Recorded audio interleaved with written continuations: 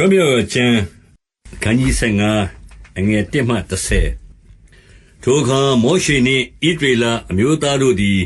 ထာဝရဘုရားအားတည်ခြင်းဆိုသောစကားဟုမူကားထာဝရဘုရားသည်ဘုန်းပွင့်လျက်အောင်ပွဲခံတော်မူသည်ဖြစ်၍ကိုယ်တော်အားတည်ခြင်းဆိုပါအံ့မြင်းနှင့်မြင်းစည်းသူရဲကိုပင်လယ်ထဲသို့လှဲချတော်မူပြီးထာဝရဘုရားသည်ငါအစွမ်းတတ္တိငါတည်ခြင်းဆိုကြောင်းငါကိုကယ်တင်သောအရှင်ဖြစ်တော်မူ၏ထိုဘုရားသည်ငါကိုးကွယ်သောဘုရားသခင်ဖြစ်တော်မူ၍ထောမနာပြုပါမည်ငါဘိုးဘေးတို့၏ဘုရားသခင်ဖြစ်တော်မူ၍ငါချီးမြှောက်ပါမည်ထာဝရဘုရားသည်စစ်သူရဲဖြစ်တော်မူ၏ထာဝရဘုရားသည်ဟူသောနာမတော်ရှိတော်မူ၏ဖာရောဘုရင်၏ယထာနှင့်ဗိုလ်ခြေတို့ကိုပင်လယ်ထဲသို့လှဲချတော်မူပြီးရွေသောဗိုလ်မင်းတို့သည်ဧဒုံပင်လယ်ထဲ၌မြုပ်လျက်ရှိကြ၏နက်စွာသောအရပ်၌လွှမ်းမိုးလျက်ရှိကြ၏ကျောက်ကဲ့သို့အောက်သို့ဆင်းကြ၏အိုထာဝရဘုရားလက်ရလက်တော်သည်တန်ခိုးအားဖြင့်ဘုန်းကြီးတော်မူ၏အိုထာဝရဘုရားလက်ရလက်တော်သည်ရန်သူတို့ကိုချိုးဖဲ့ဖျက်ဆီးတော်မူ၏ကိုယ်တော်တစ်ဖက်၌ထသောသူတို့ကိုဘုန်းတန်ခိုးအာနုဘော်တော်တို့နှင့်လှဲတော်မူ၏အမျက်တော်ကိုလွှတ်၍သူတို့ကိုအမိုက်ကဲ့သို့မီးလောင်စေတော်မူ၏နှာခေါင်းတော်လေအားဖြင့်ရေသည်စုဝေး၍စီးသောရေသည်ပုံပုံကြွ၍ပင်လယ်၏အထဲ၌နက်သောရေသည်တောက်မာလျက်နေရ၏ရန်သူကငါလိုက်မည်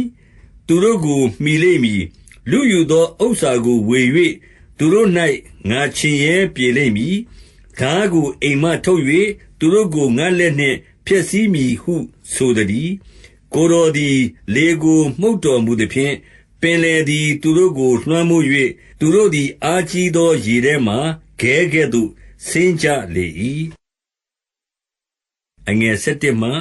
19အိုထာဝရဘုရားဖျားများတို့တွင်အဘယ်မည်သောဖျားသည်ကိုယ်တော်နှင့်တူပါသနည်းတန်ရှင်းခြင်းအားဖြင့်ဘုန်းကြီးတော်မူထသောချီးမွမ်းခြင်းကိုခံစဉ်တွင်ကြောက်မဲ့ဖွယ်ဖြစ်တော်မူထသောအံ့ဘွယ်သောအမှုတို့ကိုပြုတော်မူသောကိုယ်တော်နှင့်အဘယ်ဘုရားတူပါသနည်းလက်ရလက်တော်ကိုဆန့်တော်မူသဖြင့်သူတို့ကိုမြေမြုပ်လေ၏ရွေးတော်မူသောလူမျိုးကိုကရုဏာတော်အားဖြင့်ပို့ဆောင်တော်မူ၏တန်ရှင်းသောနေတော်မူရာသို့တန်ခိုးတော်အားဖြင့်လမ်းပြတော်မူ၏လူမျိုးတို့သည်တည်င်းကြား၍ကြောက်လန့်ကြလိမ့်မည်ပါလေတိနပြည်သူပြည်သားတို့သည်ပူပန်ခြင်းသို့ရောက်ကြလိမ့်မည်ဧဒုံဗိုလ်မင်းတို့သည်မိန်းမောတွေဝေခြင်းမောဘသူရဲတို့သည်တုန်လှုပ်ခြင်းခါနာန်ပြည်သားအပေါင်းတို့သည်စိတ်ပြည့်ခြင်းသို့ရောက်ကြလိမ့်မည်အိုထာဝရဘုရားကိုယ်တော်၏လူတို့သည်လွန်သွားသောအခါရွေးတော်မူသောကိုယ်တော်၏လူတို့သည်လွန်သွားသောအခါထိုလူအမျိုးမျိုးတို့သည်ကြောက်သောစိတ်ထိတ်လန့်သောစိတ်အားကြီး၍လက်ယုံတော်တကိုးကြောင့်သူတို့သည်ကြောက်ကဲ့သို့ငြိမ်ငြိမ်နေကြလိမ့်မည်။အိုထာဝရဘုရားအမွေခံတော်မူရာတောင်တည်းဟုသောကျင်းဝတ်တော်မူရာဘို့ဖန်ဆင်းတော်မူသောအရပ်ထဲသို့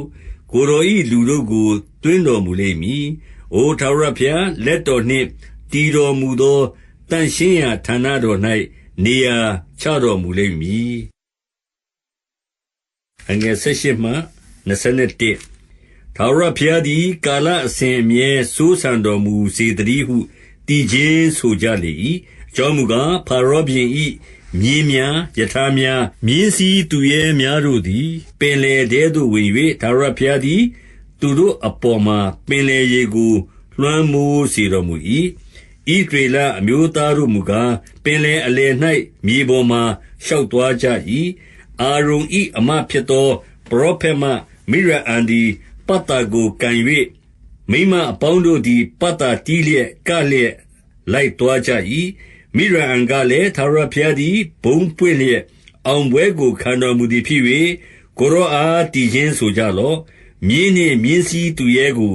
ပင်လယ်ထဲသို့လှဲချတော်မူပြီဟုသူတို့နှင့်အတန်ပြန်၍ဆိုလေ၏အငယ်22မှ29ထိုနောက်မောရှေသည်ဣသရေလလူတို့ကိုဧဒုံပင်လယ်မှဆောင်သွား၍သူတို့သည်ရှုရတောသို့ ရောက်ကြ၏။ထိုတော၌သုံးရက်ခရီးသွား၍ရေကိုမတွေ့မရကြ။မာရအရပ်သို့ရောက်သောအခါမာရရေသည်ခါသောကြောင့်မတောက်နိုင်ကြ။ထိုကြောင့်ထိုအရပ်ကိုမာရဟုသမုတ်ကြသတည်း။လူများတို့သည်မောရှေကိုအပြစ်တင်၍မြည်တမ်းလျက်အဘယ်သို့တောက်ရပါမည်နည်းဟုဆိုကြ၏။မောရှေသည်ထာဝရဘုရားအား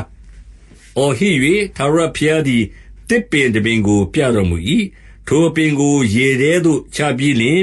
ရေသည်ချိုလေ၏။ထိုရပ်၌သူတို့ကိုစုံစမ်း၍စီရင်ထုံးဖွဲ့တော်မူသည်ကားသင်တို့သည်သင်တို့၏ဘုရားသခင်ထာဝရဘုရား၏စကားကိုစစ်စစ်နားထောင်၍နှစ်သက်တော်မူသောအကျင့်ကိုကျင့်လျင်၎င်းပညတ်တရားတော်အလိုသို့လိုက်၍စီရင်တော်မူချက်တို့ကိုစောင့်ရှောက်လျင်၎င်းငါသည်အေဂုတ္တုလူတို့၌ဆွဲစေသောယောဂဇုံတစ်ခုကိုမျှသင်တို့၌မဆွဲစေငါသည်သင်တို့၏ယောဂကိုငြိမ်းစေသောထာဝရဘုရားဖြစ်သည်ဟုမိန့်တော်မူ၏ထိုနောက်မှ